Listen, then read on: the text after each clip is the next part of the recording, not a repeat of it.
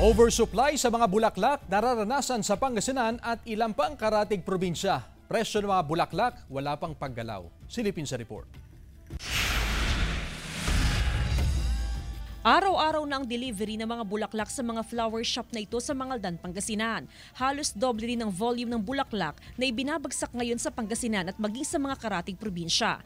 Kwento ng mga negosyante, nararanasan daw ang oversupply ng bulaklak, kaya tiyak na walang magiging problema sa supply sa mga darating na araw.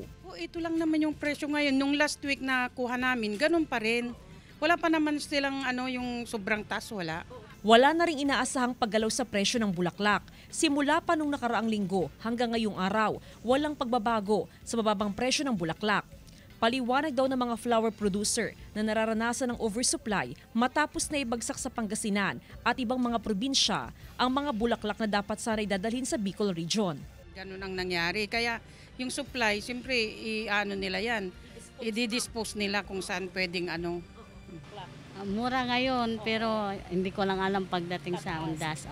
Simula sa Miyerkules, 24 oras nang bukas sa mga flower shop sa Mangaldan, Pangasinan. Kasama si Daryl Peralta, Jasmine Gabriel Galban, One North Central Luzon.